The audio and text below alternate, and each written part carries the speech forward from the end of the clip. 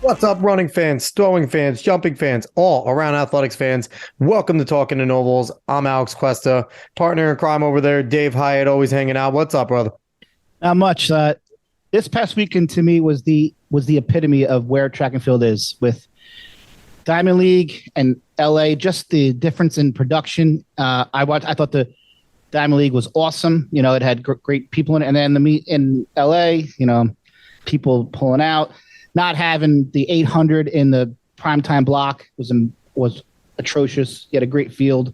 You know, one of our past guests, Clayton Murphy, pulled it out in the end. But it just goes to show that this sport just needs the athletes to compete in the events that they say that they're going to run, and to people for stop ducking each other.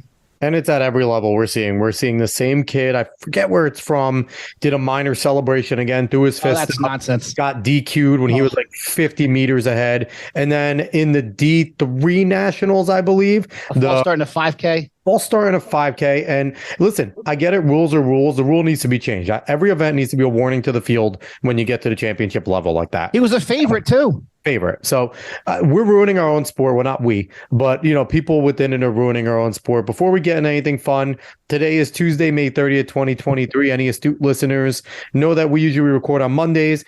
Dave, you weren't feeling too well yesterday. We can't do this show without Dave Hyatt. It's not as fun. So we pushed it back. Thank God our guest this week was gracious enough to do that.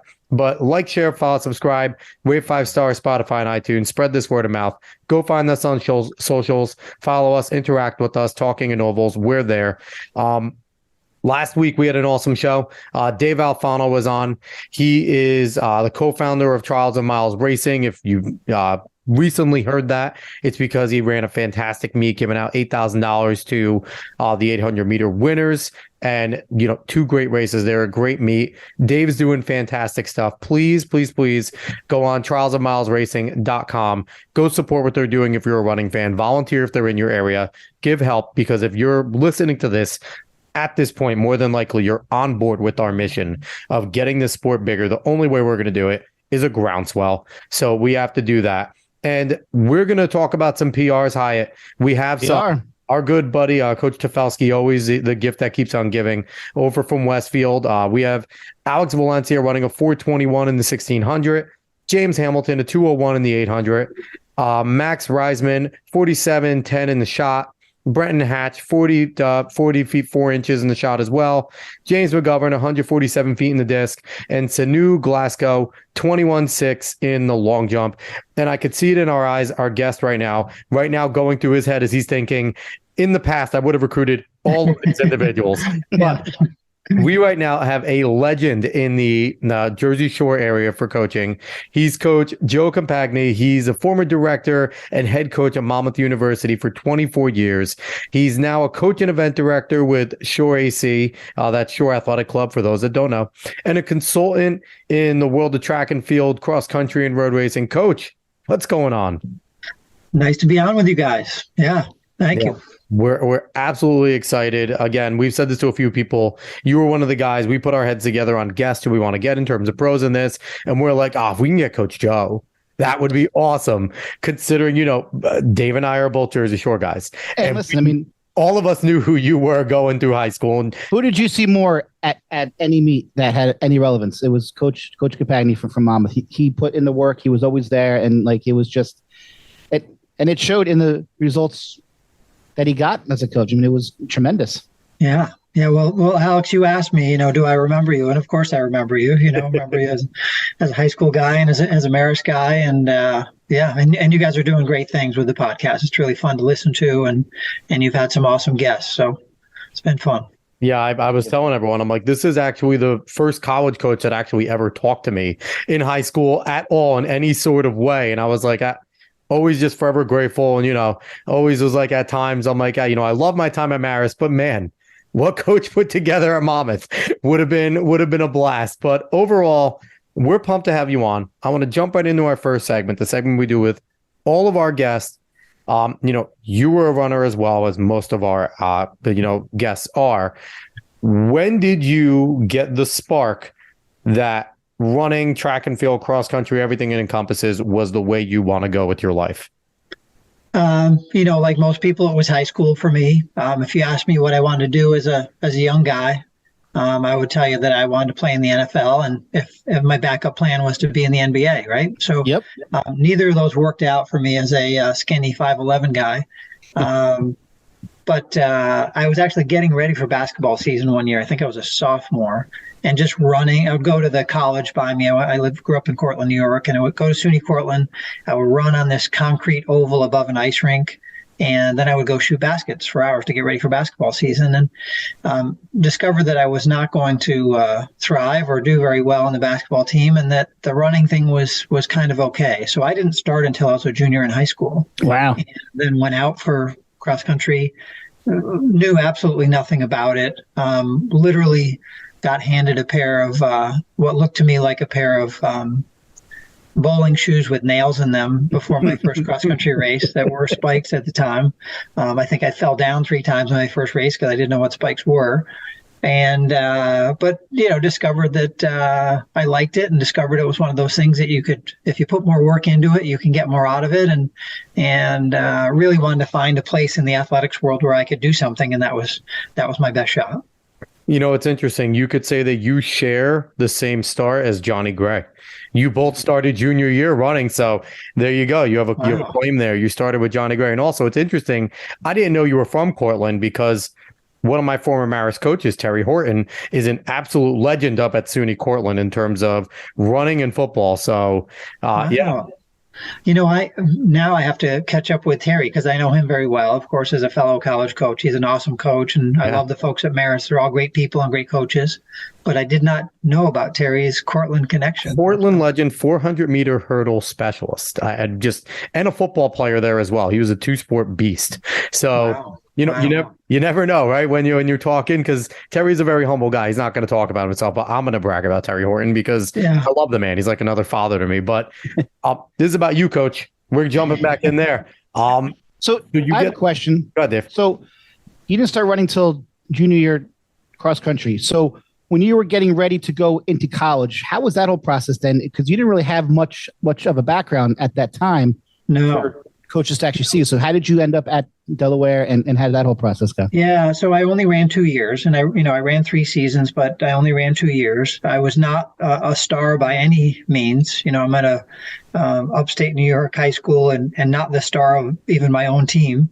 And as I was looking at schools, this is kind of, I'm not young, so this is pre-internet.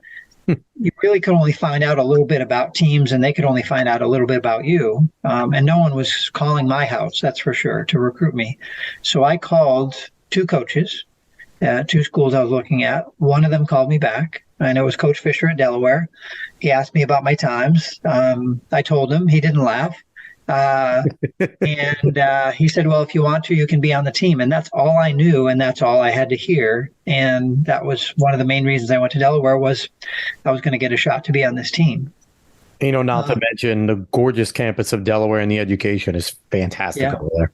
Yeah. And then from there, you end up going to be a captain of your college team. So how did that whole process go? Yeah, so I got there, and I was completely unprepared, really. I surely didn't run enough in the summer, surely did not have a ton of ability there. And this is kind of back in the day when there were some bigger teams. Not many teams are like this on the men's side anymore, but there are 35 men on the cross country team. Wow. And I was literally 34th on the team in most of the meets.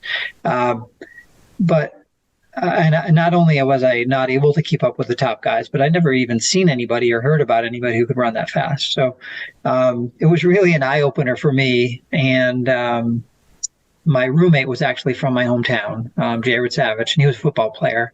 And after I got kicked around for about 6 or 7 weeks, my first season, I was like, I don't know if I can do this. Like, I don't really belong.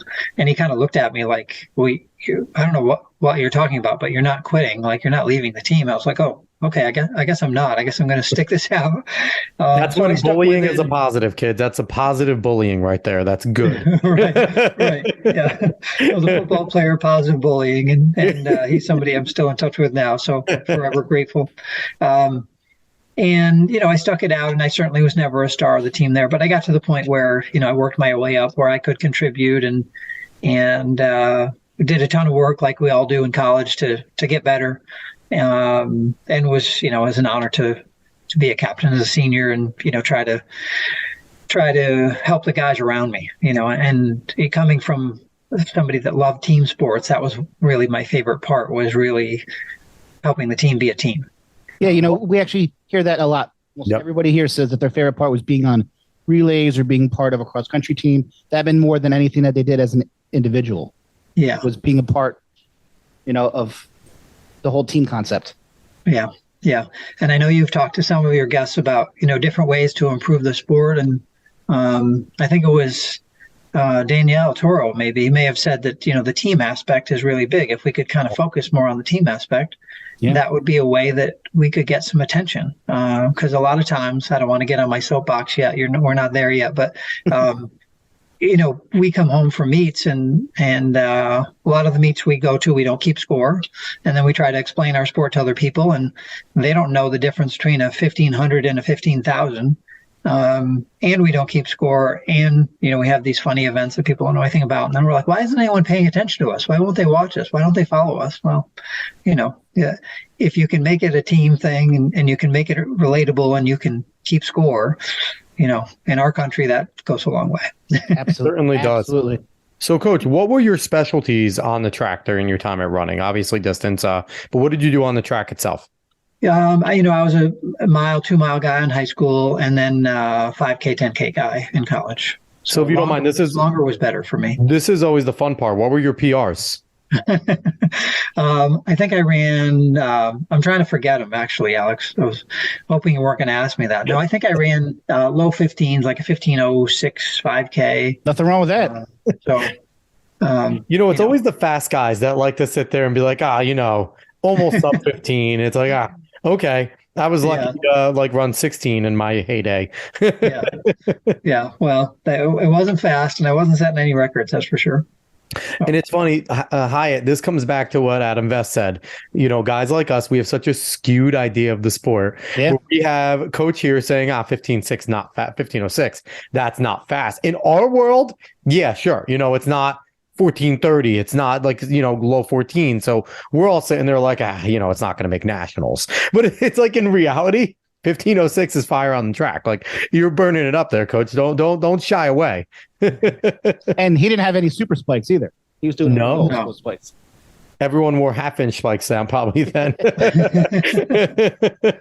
So this is the part I'd like to let you, you talked about the team aspect. What are some of your favorite memories as a runner? If you want to talk like high school, especially, obviously you had some success in high school to have your times even considered by a coach. And, UDEL is D1. So it's not like it's a slouch of a program. D1's D1. It doesn't matter where you go. So what are your favorite experiences, high school and college? Yeah, I think high school, my coach was also a teacher, like most of our high school coaches were. Yep. And he was an environmental science teacher, so he really gave us an appreciation of the outdoors. As a cross country guy, you kind of get to appreciate some of that, and he certainly did a lot of that. But he also was a bit of a rebel. So they would tell the people, the teachers at school, things that you could and couldn't wear. And whatever they said that the teachers couldn't wear, that's what he wore to school. And I could tell you more stories that are probably not for public consumption, but he was kind of that rebel guy out there. We ran a lot of places that we probably shouldn't run and did some things we shouldn't have done under his guidance and with his encouragement. But he made it fun. He made it fun. When you go back, as somebody that, you go back to your hometown and you think about, geez, I was a brand new runner and we ran to these places that you can't even imagine, up power lines and into different towns and different places. You didn't even know how far it was or how fast you were going or whatever. And it didn't feel like work because he was out there with us and he made it fun. And he had this very, colorful personality. We laughed at everything that he told us. So just being around him, being around my teammates, those trips that we all remember, those were probably the best memories from high school. Certainly something you probably couldn't get away with as a coach, like now doing. And it's kind of funny, like he fits kind of the archetype, right? Environmental science, rebel, like he's like definitely like the archetype. But you know what? That's cool though, because there is so many different ways to get people to love this sport. And one of the ways to love it is to make it fun, because the reality is XC is grueling. Training for track is grueling. That's why we have the difficulty in our sport of people, they get a little bit tweaked in an injury. They're not going out there because you can't give it 80% and be good in our sport. It's not like other sports where the superstar going out at 85% is still good enough. That's not the case in track and field. Because you can't do it. Right. And in other sports, they have teammates that are out there with him that can help kind of pick up the slack. Here it's like, like the whole thing with Jacobs, like he's hurt. It stinks that he's pulled out against Curly like 7 times, but I mean, why run if you're hurt? Like, especially at 100, you're asking your body to go at 110% for 105, 110 meters. Cause I don't like it, but stop through the line. So yeah. And I think that's hard for people outside of our sport to understand, that you can't, you can have a tweaked hamstring and kind of wrap it up and still make a tackle as a football player, or still get through a game, as a basketball player. But, and maybe you're compromised a little bit and you're not at your best, but you can still play. Yes. But you can't really do what we do if you're not at your best. It's not going to. But maybe we could bring this up in the improving the sport aspect, because if there were teams involved, like there are in college, like there are in high school, where you do see a little more sacrifice, right? If a team is going for a national title, that, 1500 specialist that might be a little tweaked or whatever, like the 400-meter guy that, maybe tweaked something in that big race is going to probably jump on the 4x4 because he's still a top 4 member of the program. So that we can get into that. We'll throw around some ideas later, Coach, because you have a lot involved. Right. Yeah, so, sounds good. I want to know. So you're in college. At what point did you kind of say, this is something that I want to do as a coach? Like I've learned so much. I just love the sport. This is something that I really want to do when I graduate. And did you want to be a coach? Yeah. That's the main question. Yeah, no, I didn't know that in college. I knew that, my first 2 years of college, like a lot of us do, I did a lot of things wrong. You're trying to study, you're trying to have a social life, and then you're pretending you're going to train like you've never trained before, and didn't know why it wasn't working and why I was always in the training room and, why I wasn't getting better. And, it really takes a couple of years to figure that out. And, then I got to junior and senior year and I said, okay, maybe I need to go to sleep at night. Maybe I need to take better care of myself. Maybe I don't need to be at every party.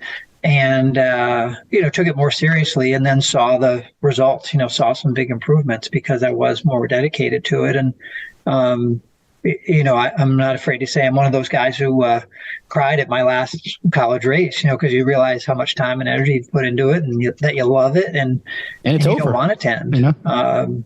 And that's kind of the cool thing in our sport is it doesn't have to end. The high school environment ends, the college environment ends, but there's other ways to stay in the sport. But I didn't coach right away. I think I didn't think that would be a role that I'd be in. I was a communication major, and I was thinking I still wanted to be in sports, but I was going to get into sports other ways. So I was going to work in the PR side and the sports information side, and I did some of that. Stayed connected to the sport through grad school, through a club.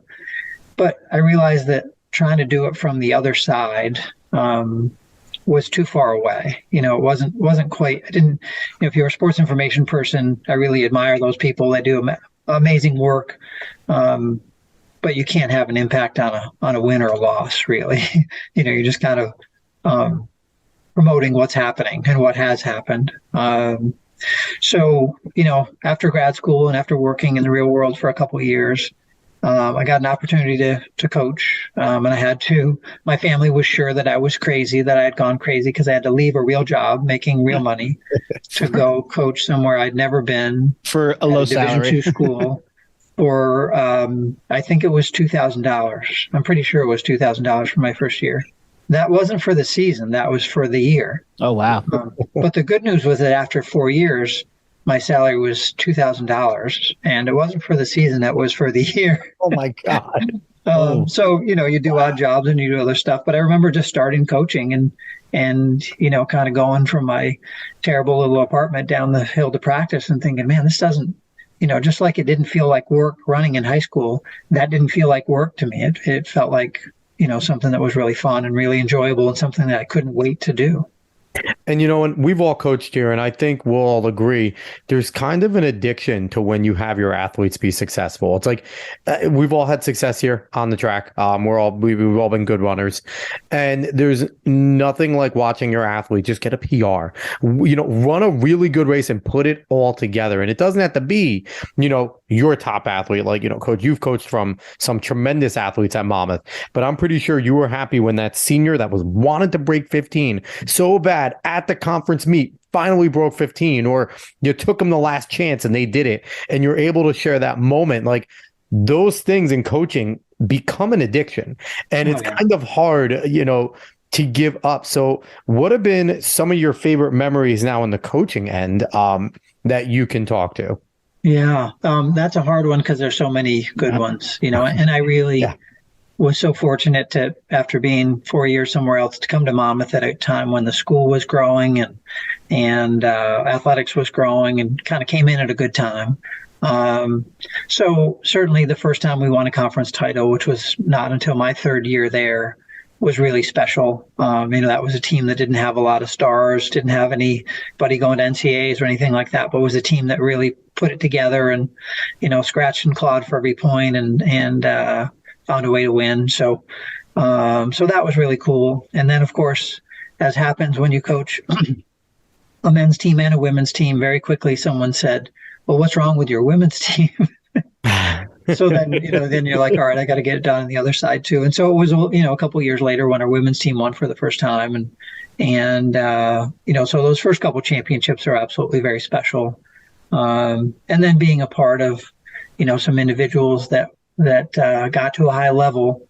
Very often those individuals were people that were coached by my assistants and not by me, and just kind of to be there and be along for the ride to see these guys, men and women, go to NCAAs, go to Olympic trials, to be a part of that environment with somebody that's part of your program is really magical. It's just you did, but though, this is the humble side of you, right? You're saying I didn't have much to do. It was all my assistant coaches. And again, we've all been coaches here. We know that's not true. We know that you have, the head coach, unlike a lot of other sports, is very instrumental in track and field. And, you do have a big say of what goes on in the day-to-day. Yes, your sprint coaches, your weight coaches, your jump coaches are important, but it's not often that a head coach just gets to be a head coach, right? You usually have a specialty that you're also participating in. So you do have a big role. Now, we haven't addressed this much, Hyatt, but is there a learning curve that you had to go through? Because obviously you're a male. You ran with all guys only, done everything with all guys. Was there a learning curve on how to train the women in terms of getting a success? Is there a difference in the way that you approach training young ladies as you do to young men? Yeah, I think that there's just a big learning curve in general. And I think that's one of the most overlooked aspects of starting to coach, because you guys were high school and college athletes. And I know when I finished college, I was pretty sure that I knew everything. And then you start coaching and you realize you know nothing. Yep. What you know really is, what someone asked you to do and what your team did. And that's all you know. Yeah. And that's really, I'm fortunate to have some good coaches. And I certainly, you take some from your good coaches. But one of the things that I got to do at Monmouth was we had a course called Coaching Track and Field. And the course would normally be a group of athletes, not all track athletes. It would be basketball players, football players, people who weren't athletes at all.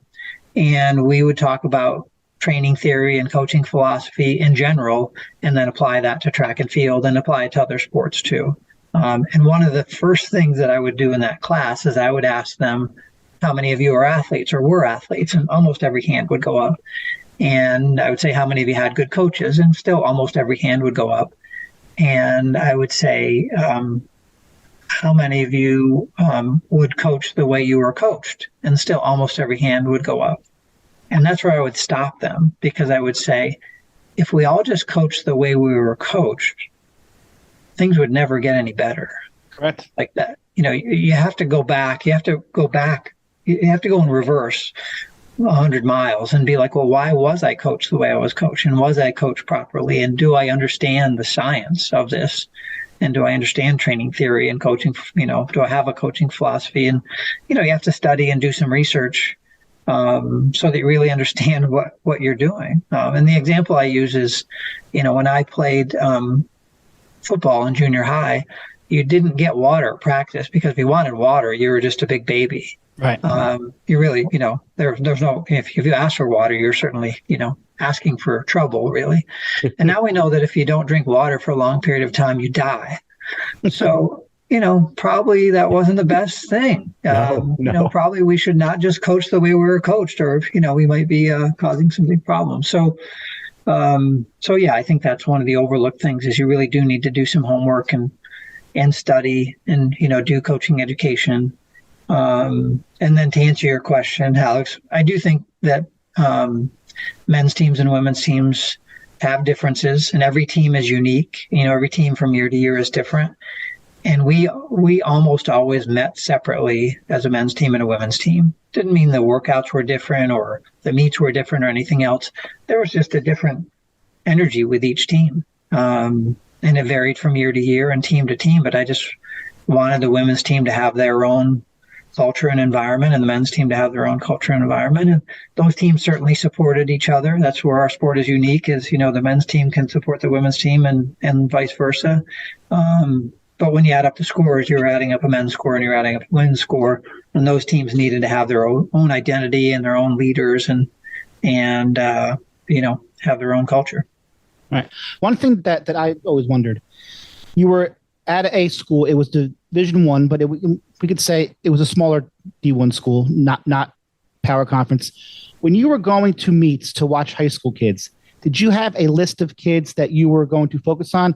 And did you know that it's not even worth talking to certain kids because they won't go here because of how good that they were in that sense? Like, was that something you thought of? Or did you think, I'm going to go after the absolute best of the best, I can get everybody? Or did you have a sense of, well, I'm not going to ask, this kid, I'll just focus on these kids here?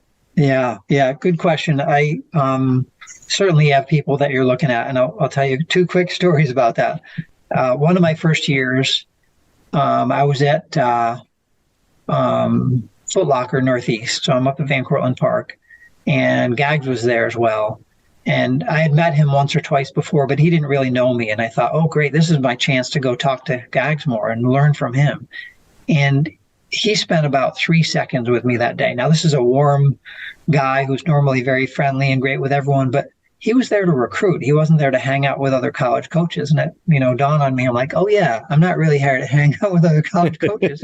I'm here to talk to high school coaches and to, within the rules, meet some high school athletes after the meet if possible and to see them. I'm like, oh, okay, yeah, he's doing his job. And I was worried about hanging out. And then probably a year or so later, I'm at Homedale Park, and there was another coach there whose name I won't mention, from a smaller school. And he said, well, who are you looking at today? And I, said, everybody that I can, as many people as I can. And he said, well, here's my list. Danielle Toro, Jill Smith. He's going through this list. And he's in a program that's was much smaller than mine. I'm like, that's a nice list. That's the top people in the state. And they're probably not coming to you. I didn't say that, but that was my thought, right. Was, that's nice that you wrote down the names of the best people in the state, who are some of the best people in the country. And you may be spinning your wheels a little bit. So yeah, we really looked for people that were going to be a fit for us. We certainly would love to talk to and be interested in the top people. But very often the top people wanted to go away, or the top people in, Monmouth and Ocean County wanted to go away. They didn't want to go to the school in their backyard. Some of them did. And it was really more about finding people that were going to be a fit in our program, who weren't always, who almost were never the top people in the state. Now, did you notice that people from Ocean and Monmouth County, how did they look at Monmouth, University, differently because it was so close, like rather Sure. than like someone from North Jersey or Southern Jersey. Like, I don't want to go there. I mean, that's right in my county. It's close to my town. Yeah. Yeah. If we could have taken Monmouth and put it, you know, somewhere else a couple hours away, and you said, hey, look at this great campus. Look at our nice facilities. Look at the great programs we have. Look, we're a mile from the beach. They would have, jumped at it. But because it was right in their backyard, they might not be interested because they wanted to go away. But there again, there were local people that were interested in staying home. There's some people that do want to stay home, but more often than not, like most of us do, you want to go somewhere. Yeah, I remember that was kind of my theory when I came to it. Like I wanted to be far enough to be able to come home, but not super close. And I remember you were recruiting Steve Chanellas out of Lakewood the year that I was there, and Steve really wanted me to go. Like he every meeting would be like, you coming to Monmouth yet? And it's like, no, not going to Monmouth. It's too Right. close. And Steve was a great dude. And and I ended up going to Marist. But I remember it's kind of that same situation where I did, me and coach had some conversations in high school, and it was kind of like, I want to go away. Like I didn't want to be. And again, Monmouth was great. I had nothing against it. Great academically, great athletically. And, it's just kind of exactly what coach said, just wanted to go away. Yeah. Yeah. So Yeah. I have a question in terms of when you got to Monmouth, obviously, like coach said, like I had said, smaller school, still D1. When you went to them with your, view, with your image of how you could build this program, how supportive were they, not only with go ahead and get it done, like we believe in you, but financially? Because that's often the challenge with these smaller D1 programs, right? You're not going to be Ohio State. You're not going to be the SEC schools where they're getting basically full rosters of, or majority of the rosters are scholarship kids. Like full scholarship, like it's tough for the amount of money. How much was Monmouth there, and did they invest more as you showed them more and more success? Yeah, they absolutely did. I think there's the feeling out period where they're trying to figure out if I'm for real, and I'm trying to figure out how supportive they are of me. Yeah. But it is true, as you start to build some momentum, you get that support in return, and that's not always the case. I think in our sport, especially, there's plenty of programs that have tremendous coaches and they don't get the support from their administration, and then they can only go so far. They're working without a facility or without a staff. But for me, really, almost every year, things got better at the school. There are things that were improving at the school, new facilities, new programs, et cetera. And things got better in athletics. Things continued to grow. And certainly the answer was not always yes to my request from the athletic director. But there was always it would be funny. I had the same athletic director, Dr. McNeil, for my whole 24 years there. And I would say, I don't know, at least 10, if not 20 or 30 times, I would go in like all coaches do. You go in and ask for things that you want. And most of the time I would get kicked out of the office, because I was crazy and asking for too much. But very often she would come back to me, maybe it was a month, maybe it was a year later, and that thing that we had asked for, we would get. And she had done a tremendous job of working with the administration to say, hey, look, track, when she gets there, has 2 scholarships, 2 for the men and 3 for the women. But she puts a plan in place to say, hey, what if we just give these programs, not just track, but some of the other programs, an extra 0.2, 0.5, 0.7 per year. And at the time, you're like, oh, geez, this is going to take forever. Okay, I went from 2 to 2.5. I went from 2.5 to 3. But then you turn around after a few years and you're like, oh, it's not 3 anymore. It's double that. And it's double that again. And then all of a sudden you can start to help more students than you could before. And, you're building some momentum and things are going in a good direction. And I saw that plan on paper from her my first year. And it was kind of this, 10 plus year projection that the school supported. So that's super valuable. Makes you look smart when you continue to get resources. Yeah.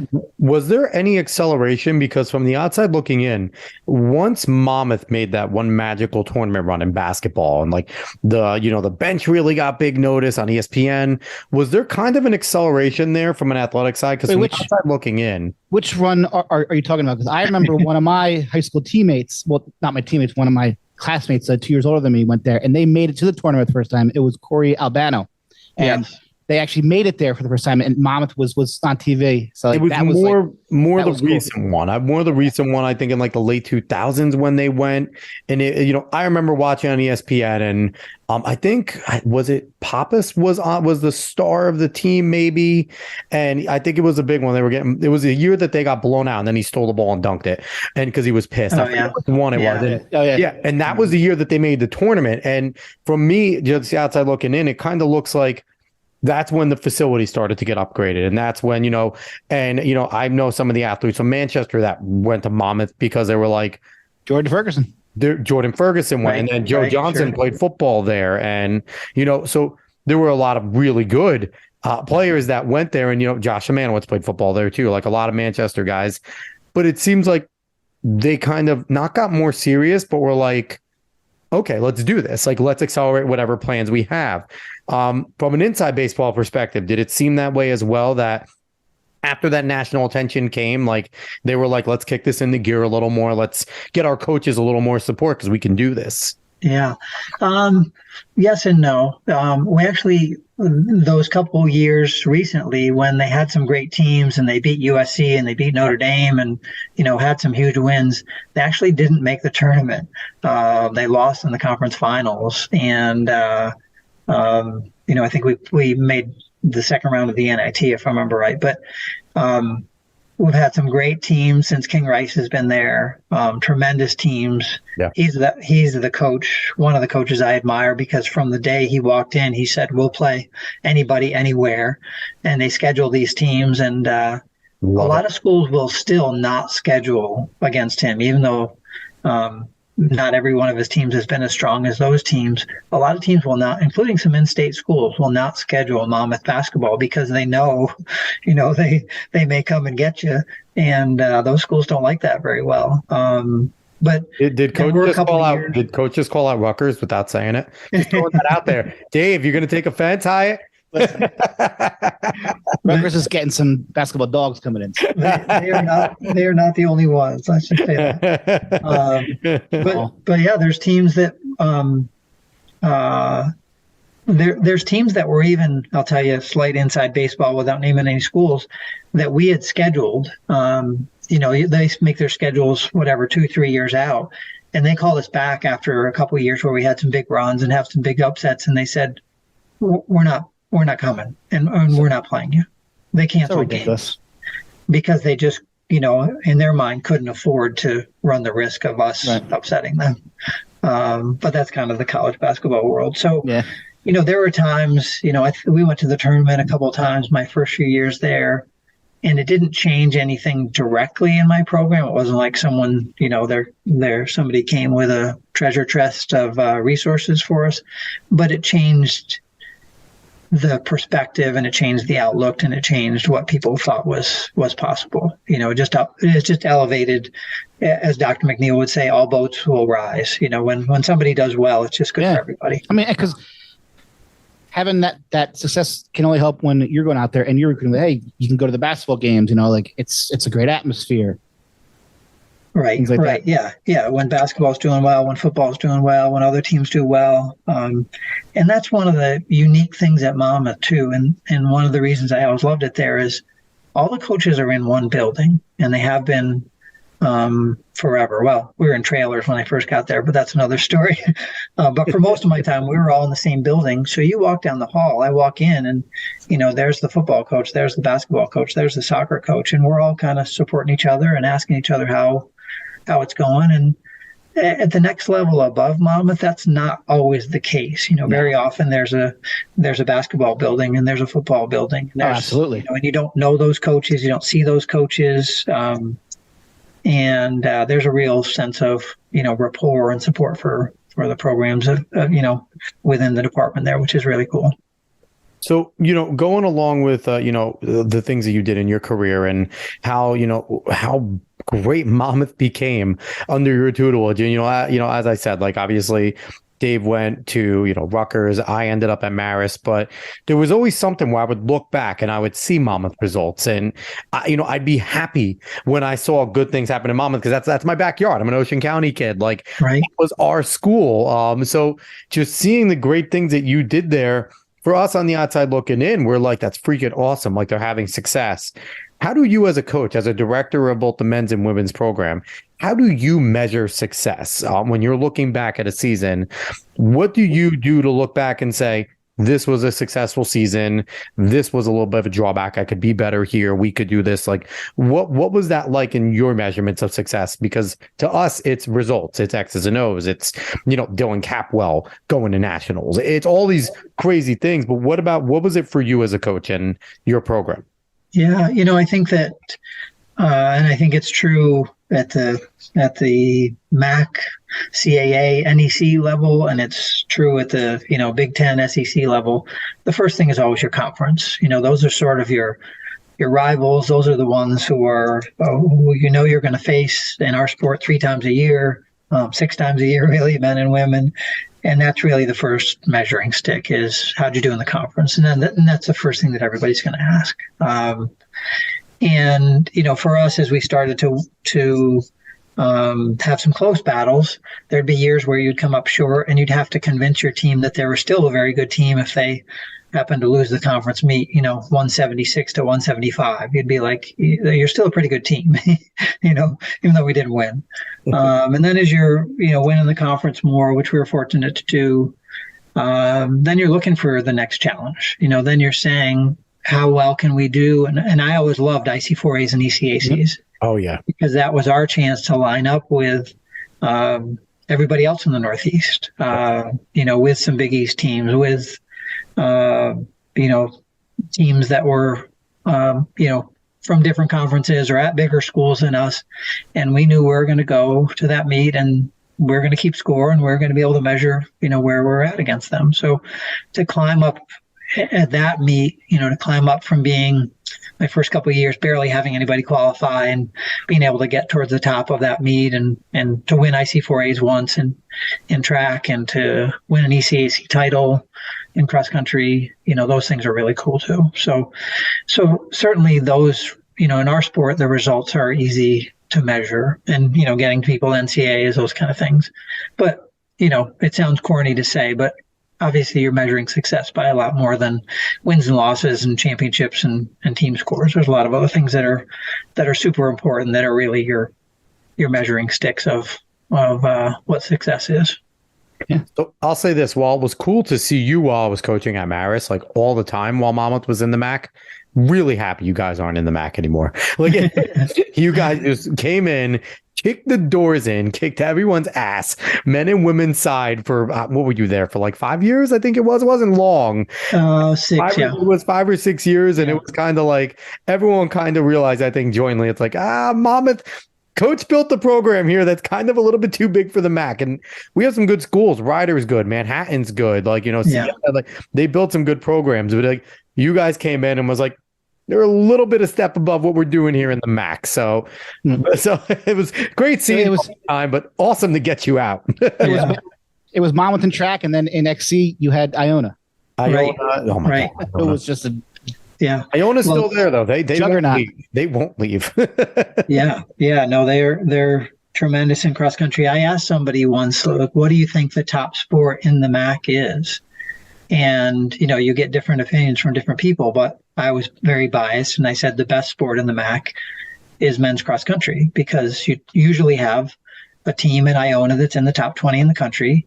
And then there's years where you have 1 or 2 or 3 other teams who are in the top 100 in the country. And I'll ask people, like, what other sport in the MAC is there where there's a top 20 team and then 3 or 4 other top 100 teams? And I don't think there is one. And a fair amount of representatives, at least competing at the regional level, like qualifying very highly and getting into nationals from the MAC. It's not all the team. There's a lot of individuals that race there too. So it is extremely competitive XC in the MAC. Yeah. So in your coaching tenure, was it hard to change conferences, like going from the NEC to the MAC, and then that, like, because you guys changed conferences quite a bit in your tenure there. So well, how was just that once for me.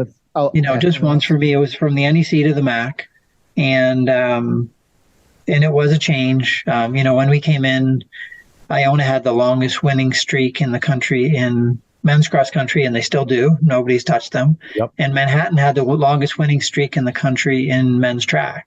Coach Mecca was great over there for Manhattan. Yeah, he had a tremendous program, and that was a big challenge for us to come in and say, okay, we've won the NEC a few years in a row. Can we win the MAC? And glad to say we did. And then after I left, they've moved into the CAA, and that's a new challenge. The CAA has some schools that are very well funded and strong academically, and Coach Nelson's doing a great job of meeting that challenge. They've been right there this year, in track. Got second, I think. Right? Yeah, they're second to Northeastern. The women's side is even deeper and even more of a challenge. And it's a new challenge, and I think that's what you want. You want to find those new challenges and find new levels that your program can go to. So what was it like passing the torch to Coach Nelson? Did you have any friendly advice? Because that's one of the things, because you had a program for 24 years, vast majority of those 24 years successful, like as successful as you could want to be as a coach. Did you give any advice to Coach Nelson? And what would be advice to any coaches that are kind of inheriting a program now, or high school, college level, regardless, that you could give them in order to set themselves up for success? Yeah, it's nice. I didn't know him before he came to Monmouth, but it's been great to get to know him, and we talk a lot, and I can give him my 2 cents, and then he can do whatever he wants to do. And he's done a great job of molding the program and continuing to have success in the program. So it's fun for me as a former coach to just see what they're doing, and I'm their biggest fan. Glad to help however I can help if he has questions. And it was interesting because he comes in, and the first year he comes in, after the indoor season is when the pandemic hits. So his first, a good part of his first 3 years are these years that are really kind of weird, and difficult in a way that I never had to deal with, and storms that you never thought you'd have to navigate. Yeah. So he was able to get them through those times, and kind of come out the other side with a strong program. Yeah. Were you almost grateful that you were out and then COVID hit and you didn't have to deal with that? Yeah. A few people asked me if I knew that was coming. And of course, nobody knew that was coming. We found the source. Source of it. They're like, did you know? No. So what other advice would you give to any coaches that are coming in order to kind of set themselves up to at least have a chance at success? Because nothing's guaranteed, right? But what would you give as advice that way? Yeah. I think, one thing is one that I already mentioned, don't just coach the way you were coached. Just because somebody made you do, 100 times 100 or some crazy workout or did some crazy thing, really think about what you're doing and why you're doing it, and understand why you're doing it, and study and learn, and find some people in the sport who are mentors. And I think that's one of the cool things in our sport is, you're at meets for a long time, and I think almost everybody in the sport will, if you wander over to them in between heats of a meet, at an event, they'll talk to you. They will let you ask them questions and be glad to give you their input. And then you have to decide what to do with all that information, because you have to put your own stamp on it. You have to be your own person. You have to build the brand and the culture that you want. And I think that's easier to do once you study, prepare, do coach's education, do all that stuff. And then I think the other advice I would give is and you don't realize this very often as a young coach, but to realize the impact that you have, not just wins and losses, but just on everybody that comes through your program. And you really are the one who has a lot to say with what their experience is going to be like. And, you guys are probably doing this because you had great experiences in high school and college. If you had miserable experiences, you would just go do something else and run away from the sport. But if you have a good experience, you want to stay involved and you remember those things that you did and you remember someone who believed in you. I listened just recently to your podcast with Danielle Toro, and she talked a lot about Brian Zatorsky. Yep. Brian started coaching with me. His first 2 years were as a Monmouth assistant. That's awesome. And then he goes on to have tremendous success at Southern. Yeah. And, just hearing her talk about him and the impact that he had, really because he believed in her, and there's countless stories like that of someone saying, hey, I believe in you, and spending time with you and, investing not just in your athletic ability, but in your development as a young person. That's huge. And as you're a coach, if you're a teacher, you absolutely have an impact. As a coach, you're going to see somebody every day, and you're going to spend a couple hours with them every day, and you're going to travel with them almost every weekend. And the impact that you can have on young people's lives is, it's hard to measure. It's hard to measure and shouldn't be overlooked. And in terms of things you do and things you say and decisions you make, that should always be in the forefront of your mind as if you're going to be a good coach, I think. So speaking of which, as a coach, when you have athletes who go on to success after they leave you, I'm sure you're always rooting, like watching Allie Wilson every weekend running the 800s at the national world level. Good. What is that like? That has to be such a cool feeling. Like I got to coach her, even though you're not coaching her now, just knowing that you probably instilled a lot of that work ethic and that drive that she has, a lot of that came from being a runner at Monmouth.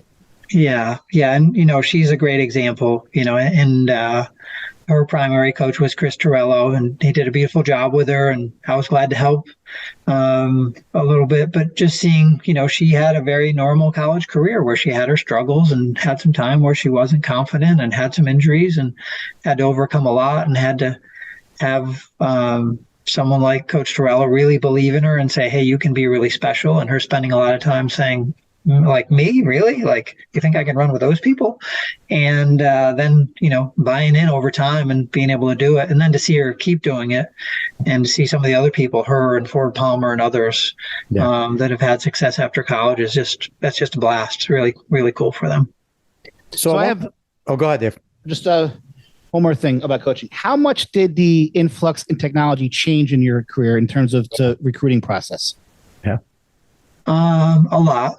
I've been around long enough to remember when the only thing you could do was a phone call, right? That was the only, and newspaper clippings, and that was it. Some people still know what a newspaper is. Some people don't. And so you go through a lot of changes, not just, and now there's this explosion of information, so now before there was not really very much access to information, and now the problem's on the other end where everyone has access to everything. I remember the first time I was entering someone in a meet and someone on the team was looking at the entries as I was entering them, and they're like, why did you seed me at that? And I'm like, I just entered you 5 minutes ago. Like, the entries aren't even closed. Like, give me a break. But now really that's the way it is, where, as an athlete, you can follow a variety of people. You can get access to information about your sport. We can follow each other around Strava and see what people are doing training wise.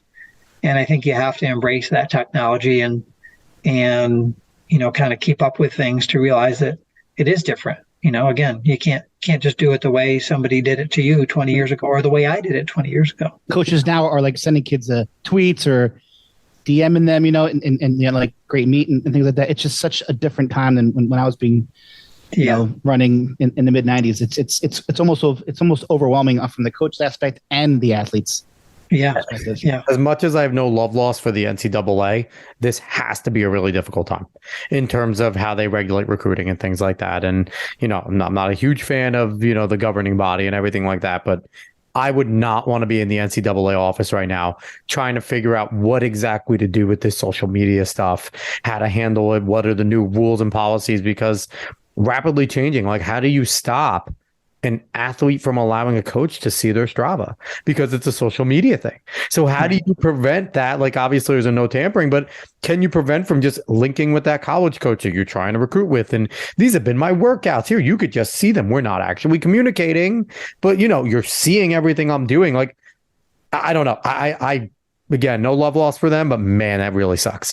Yeah, and it has changed the game, and I'm all for student athletes' rights and opportunities, but it has created a lot more movement. Yeah. So one of the things that happens that you guys may be aware of is if someone's having success at a school, really in any sport, this is not just a track thing, they might get followed by a lot of other schools. And if you're a smaller school, you might get followed by a bigger school.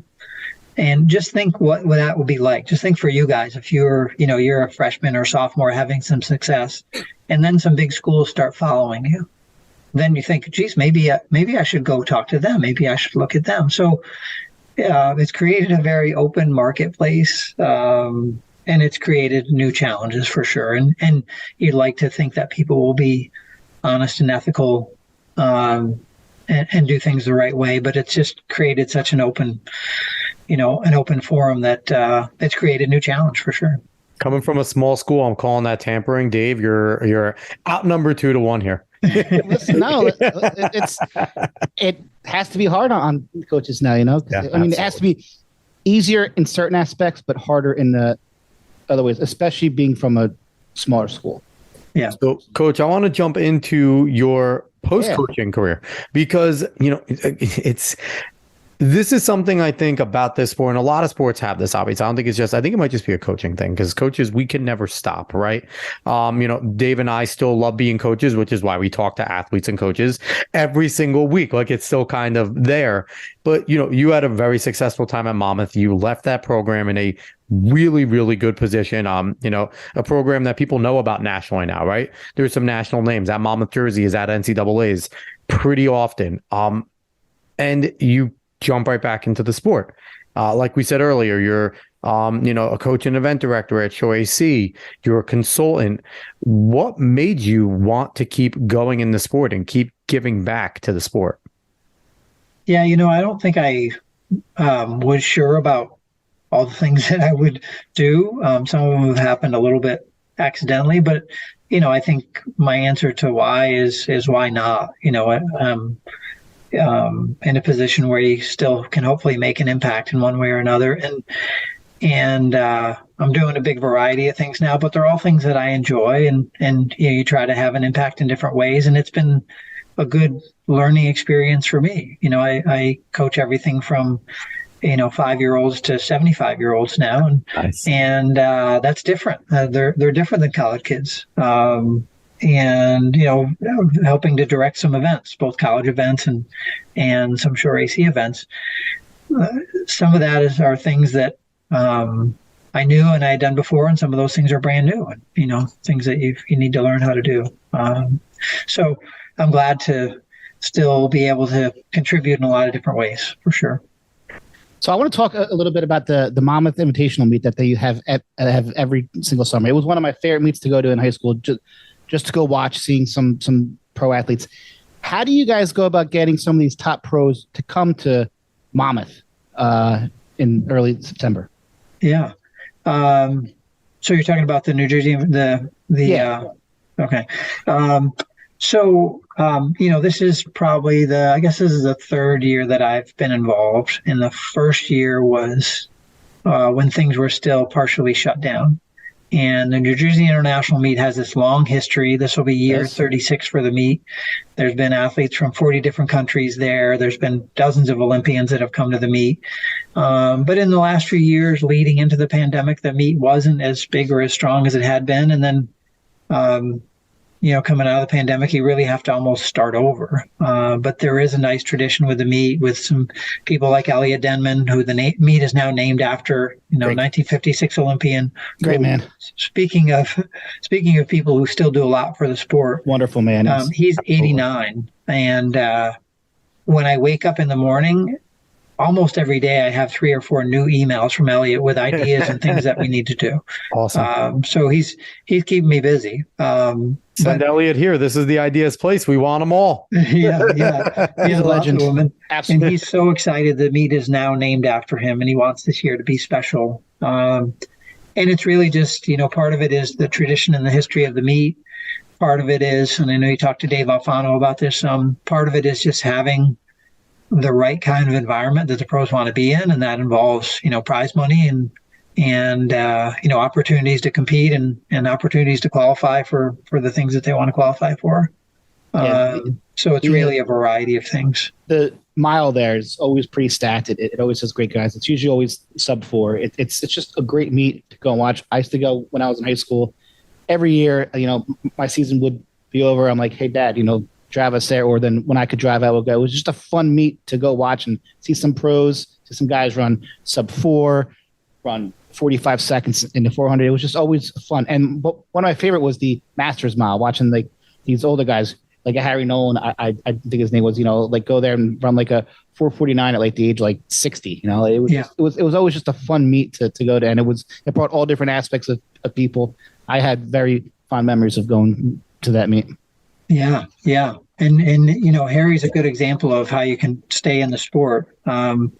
He's been, I'm going to get the numbers wrong, but it's between 50 and 60 years in a row now that he's competed at Penn Relays and at the Polar Bear Race, which happens in December. Yep. And he's been at them every year for 50 plus years. Legend. And not just there for a walk in the park. Like if you are lining up next to Harry, you better have your A game on, because he's going to try to beat you. That's awesome. So, if anyone's listening to this and it's like me, I'll say I don't run much anymore. My knees shot, my ankle shot. I go out, I'll run, I'll do it for 3 weeks, and then I'll be sore for 9. It's kind of counterproductive. But if there's someone like me or someone out there that's just listening, doesn't run as much, but is listening to this and is like, man, I still want to be involved in running. I still want to do something. What's one way that you can, or a few ways that you can encourage people to get involved locally, to help out the sport, to help grow the sport, to help kind of, do something? Yeah. I think that our sport can be a lifelong sport. And I know, injuries and not wanting to be in oxygen debt and there's other reasons to not want to continue competing. But it's and Elliot's a good example of that, because he's wants people to continue competing all the time. So the last few years he's gone to Masters meet and just done the shot put, at 80 something years old, because he's like, hey, everybody can still do this. So, there's a way, if you want to do it, to still be involved. I've had a number of former sprinters and jumpers and throwers that have gone on to run a marathon because they want to stay in the sport somehow. And nice. If I told them that they could do that when they're in college, when they didn't want to do a 2-lap warm up, they'd be like, no, there's no way I can do that. And a couple of years later, I'm like, well, look what you're doing. Look what you did. So there's still ways to stay in the sport that way, and kind of keep yourself healthy and fit and active in our sport in one way or another. But there's other ways to stay involved too. With Shore AC, we're always looking for people that want to be involved with an event, just to help, just to volunteer.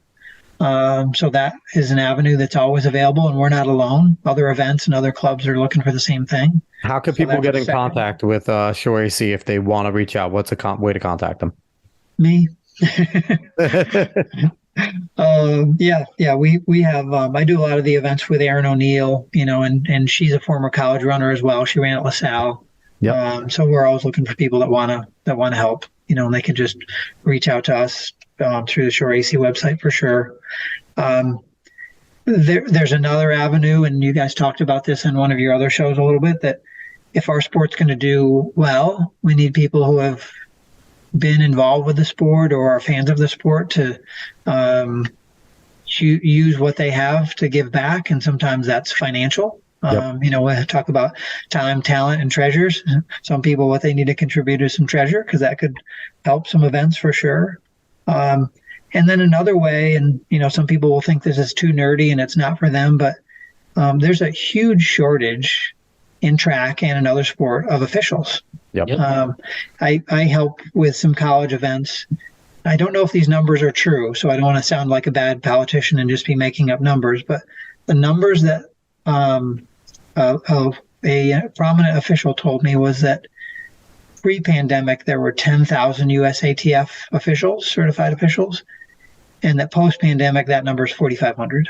Yeah. And also the issue that I'm saying too, when I go to meet, is some of the officials are still there from when I was running 1990s. Right. There's such a smaller influx of younger people getting involved after their careers in officiating. It's still like, some people have been there 30, 40 years, and there's nothing wrong with that. But sometimes a fresh set of eyes or younger bodies can certainly help impact and speed up meets and just make everything kind of right better for everybody, because some of those folks can't do it forever, and we love to complain about it, and then people will complain about officiating, and like we saw with the false start this past weekend, but they don't get involved, or taking that kid out for throwing his fist up. But then it's like, okay, then give your time, then go out there and be a 40-something-year-old instead of the 75-year-old that's still giving their time to walk across a track in the 200. It's like, I agree with that. We do need more people. I feel like that would be a big boon if we can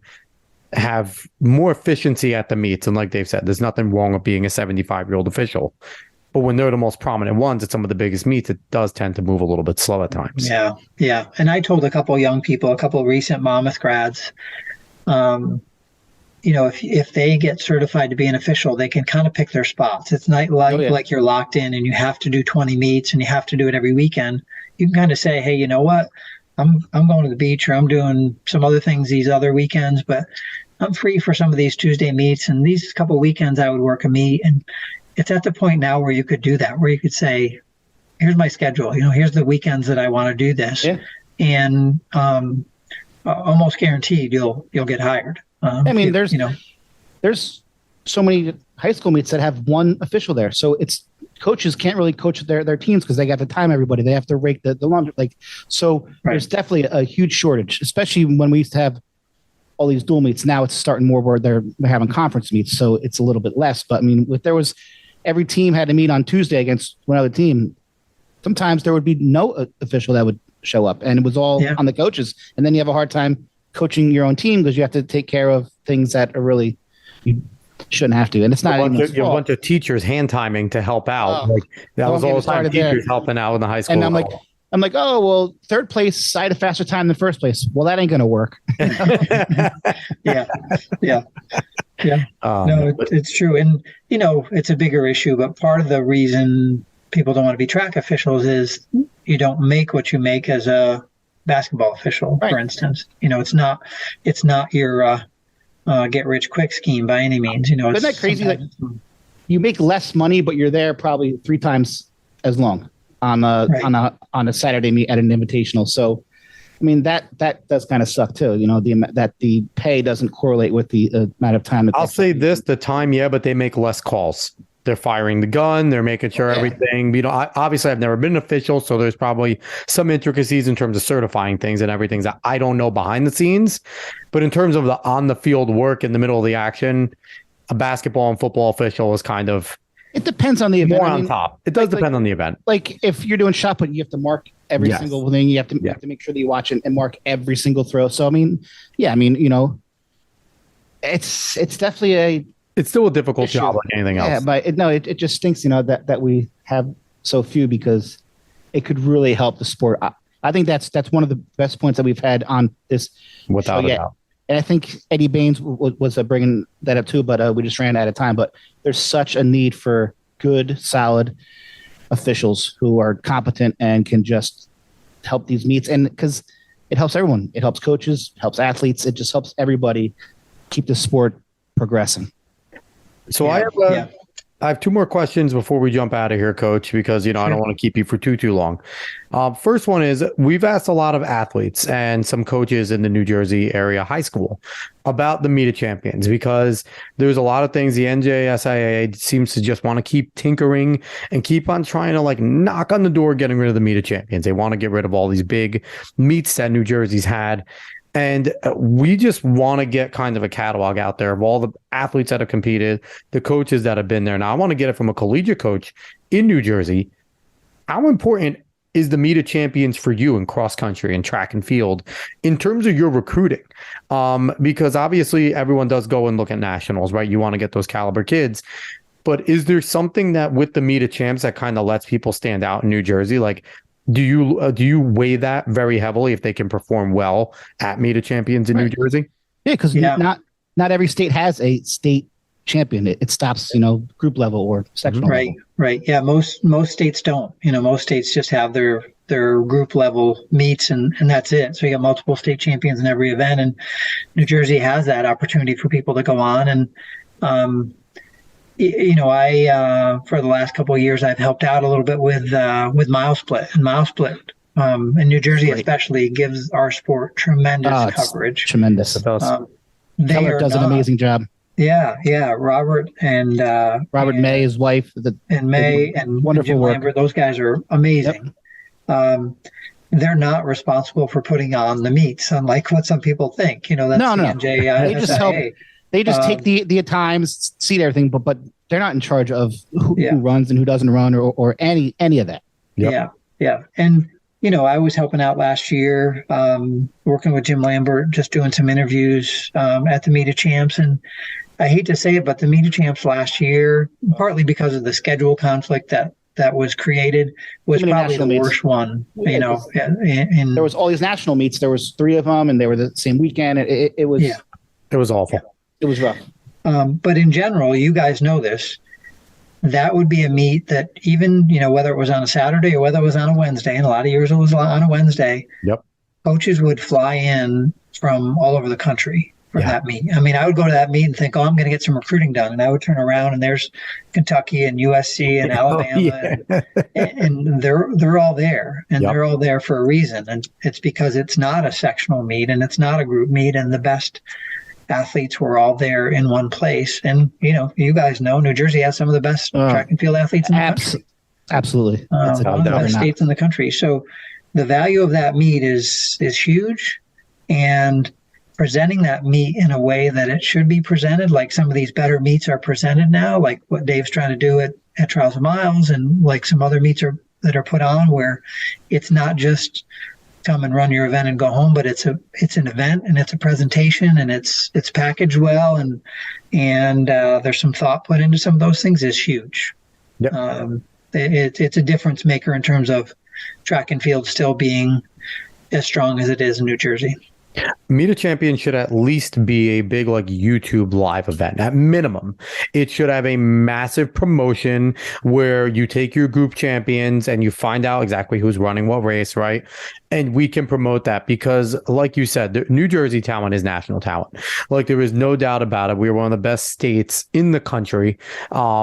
And it should be something where it's not just how it's been a lot in the past, where it's just go there, the teams go. Yeah, there's coaches everywhere, but it's just like this and we have this champion in this event. And no, it should be a big deal because it is a big deal. Because winning your meet of champs, and whatever you do at nationals, you do at nationals, as long as it's not scheduled the same freaking weekend. But whatever you do there is whatever you do there. That meet of champions moment is massive because it shows that you can win in a big race against people. Some of them you've seen very often. Sometimes you're elbow to elbow with guys you just went in counties, conferences, and it can be interesting there. New Jersey Meet of Champs needs a broadcast it does. where Jim Lambert is on the mic, because that guy knows everything. He knows what everyone ate. He knows what everyone ate for breakfast. Jim Lambert and Dave Hyatt on there, because Hyatt's a New Jersey track encyclopedia. Listen, Jim Lambert's on a whole new level. The guy is an absolute genius when it comes to this stuff. He is just the absolute best. He can tell you. And his predecessor, one of my favorite men of all time, Ed Grant, was an absolute legend too. And Jim will be the first one to tell you a lot of things that he learned, and being knowledgeable and knowing things he learned from Ed Grant. He was an absolute legend. And Jim's a good example because, not only does he have the love for the sport that a lot of people have, but he also has a passion for it where, you can feel his energy at these meets. He's excited about what's going on. He's excited for the students and what they're doing. And we need that. We need somebody to be excited about it. On Twitter, he does a wonderful job of promoting the state, and not only current athletes, but athletes that are now running in college. He really helps the sport in this state, and he's an absolute legend. He's very much like Jeff Benjamin is on the more bigger level. Like Jim Lambert's New Jersey's kind of Jeff. And, we were fortunate to have talked to Jeff on the show. And Jim, if you listen, come on, Jim, please. Let's go. We would love it, man. We would do a 3-hour podcast with Jim. I'm sorry. Like we would have to extend that because I don't know if we'd be able to slow him down. But the last thing I want to ask you is, we kind of hinted at it.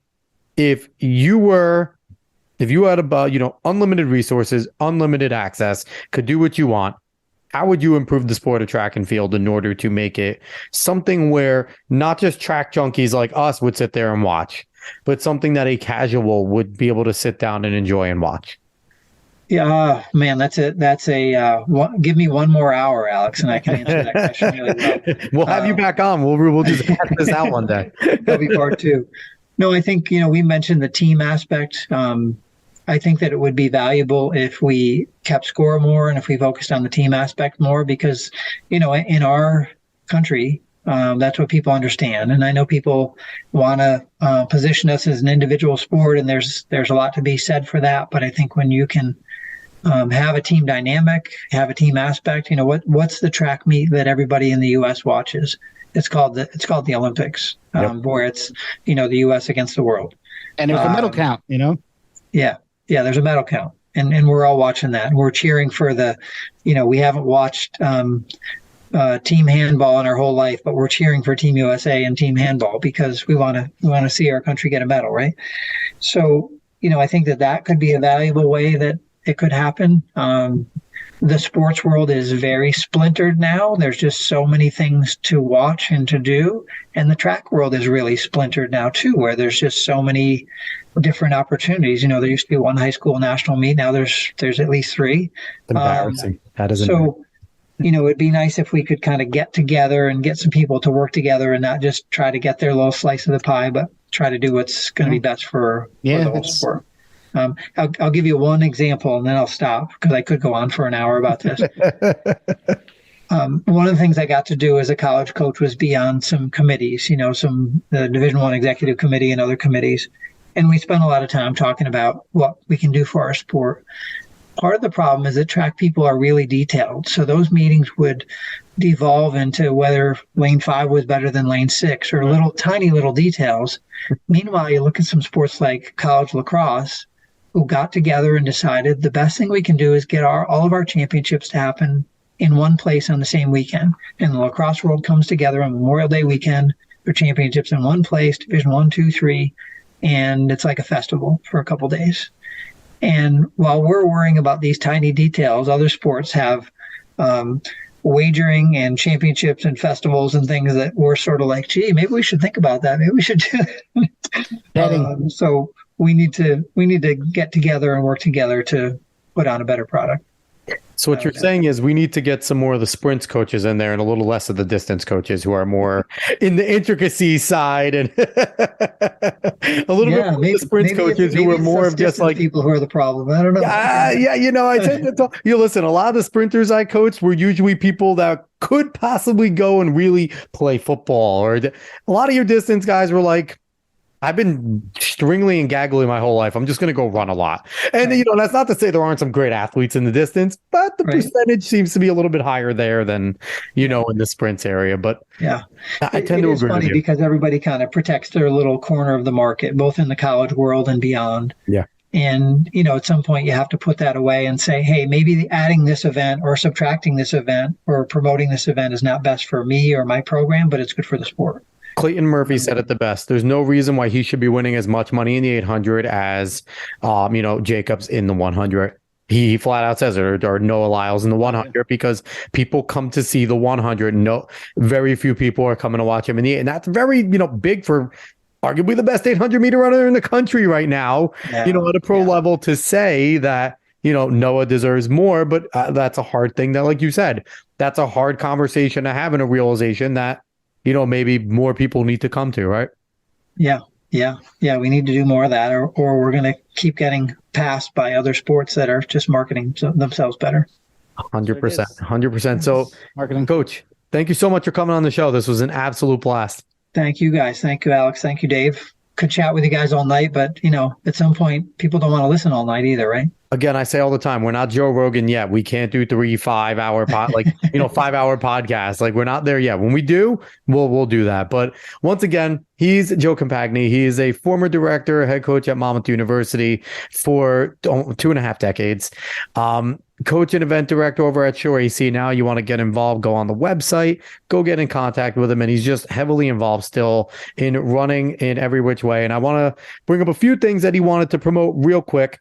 Some big events in the summer. We talked about the LA Deadman, New Jersey International Track and Field meet over at Monmouth University. That's June 17th.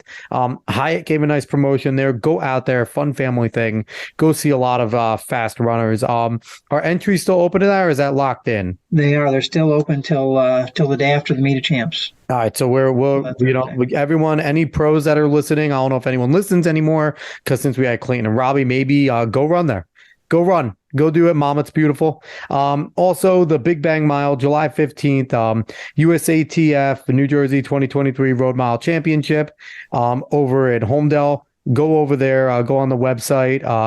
runsignup.com at race/NJ/Homedale/Big Bang Mile. The Asbury Park George Sheehan Classic 5K, the fastest road 5K in New Jersey last summer. And then the Monmouth Mile, Thursday, August 31st through the 2nd. The second fastest outdoor track mile in the U.S. last year. So, and that'll be at the new CBA track in Lincroft, which Coach helped design. So those are the big events that he's talking about. But also, Coach, you wrote a book about the NIL, and you developed a speaker series. Talk to us. What's this book? What do we got? Promote it. Do we have another hour for that too? Maybe not. 5 minutes. No, 5 minutes. There's a real quick group of guys that I work with, Next Level Holdings, and we've done two things together. One is the Hydra Patch, which is a new product that's coming out. We're really excited about that. It'll be out in the next few months. And the other is the NIL playbook. So we've been to some schools and spoke to them. We have a speaker series and produced a book that is really designed for student athletes to help them navigate this whole name, image, and likeness landscape that's in college athletics and starting to move into high school athletics now as well. So yeah, once again, it was a blast to have you on. Everyone go out, if you're a college athlete, go get that book. And if you are at a meet and you see Coach Compagni there, go up and talk to him. He's one of the nicest people in our whole sport. He'll give anybody the time of day. And, so definitely it was a blast having you on. We really appreciate it. Hi, anything to say before we jump out of here?